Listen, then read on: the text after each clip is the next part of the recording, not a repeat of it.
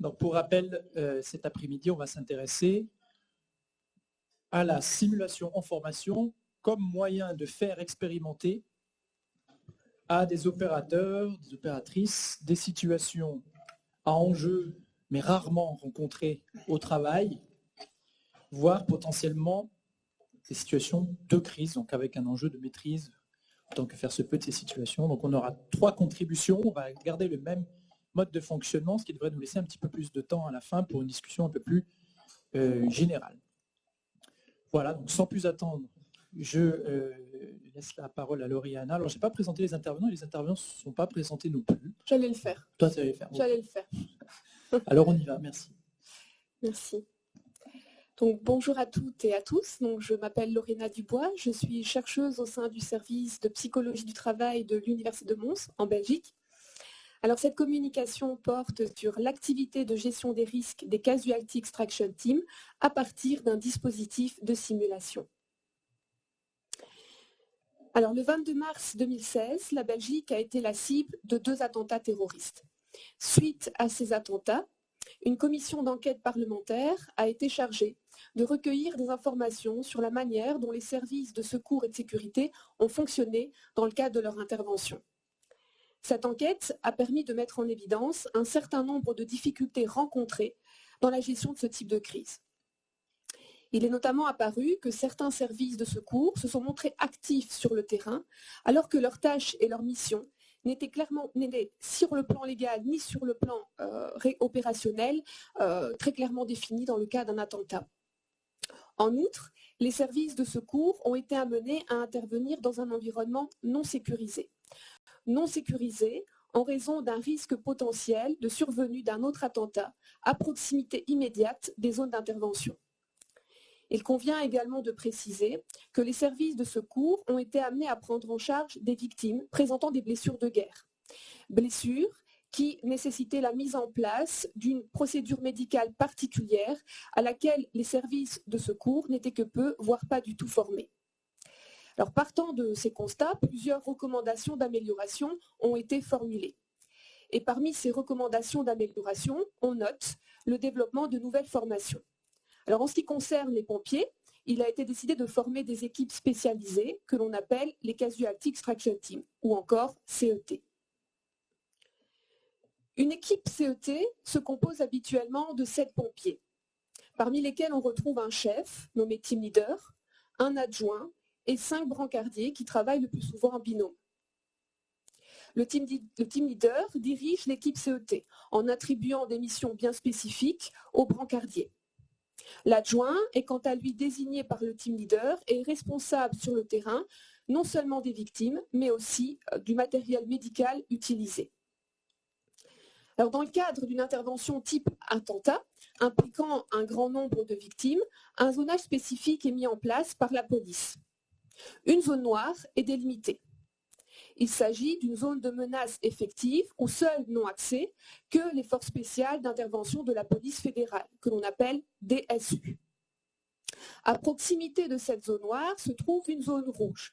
Il s'agit d'une zone de menace potentielle en raison de l'existence de balles perdues ou encore de jets potentiels de grenades et où seuls ne peuvent intervenir que les unités d'assistance spécialisée de la police locale, qu'on appelle les UAS, et les Casualty Extraction Team, les CET.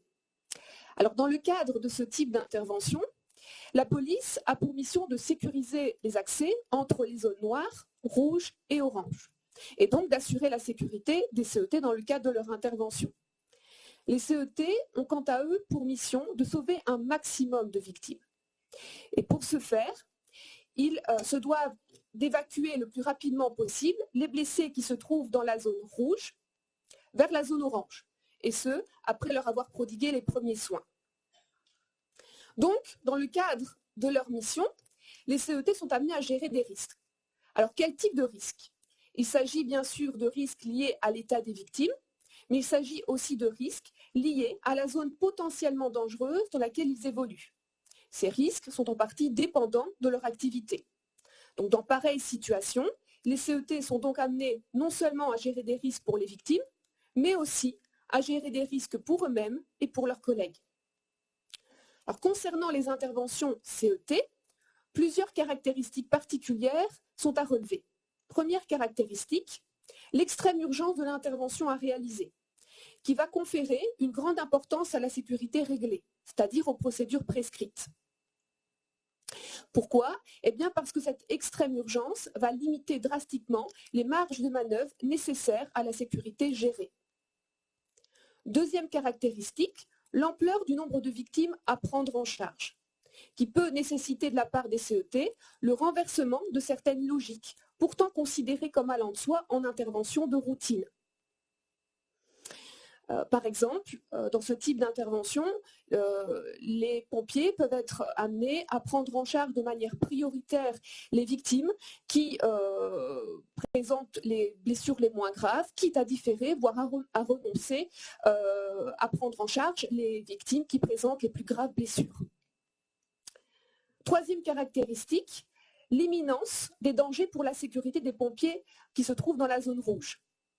Et ce, malgré l'intervention simultanée des unités d'assistance spécialisées de la police locale. Alors cette imminence des dangers pour la sécurité des pompiers, elle doit amener les CET à prioriser la gestion des risques pour soi ou pour les collègues, et ce de façon à maximiser l'efficacité opérationnelle.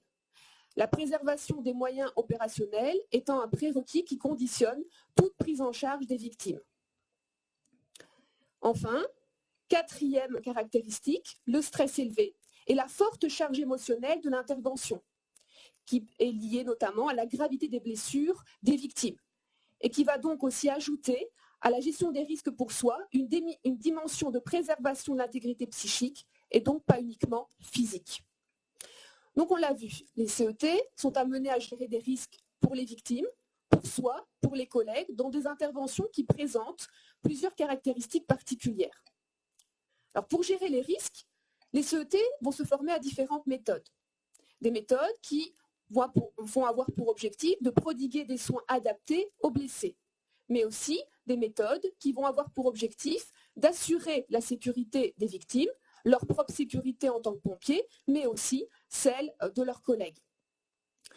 En Belgique, la première formation CET a été mise en place en 2017 et a duré 7 jours.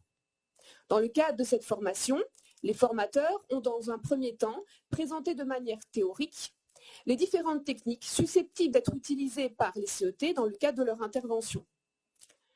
Chacune de ces techniques a par la suite fait l'objet d'une démonstration par les formateurs. Ensuite, les CET ont réalisé des exercices de drill. Exercices de drill qui avaient pour objectif de appliquer ces procédures sur un collègue et d'acquérir les gestes qui y sont liés.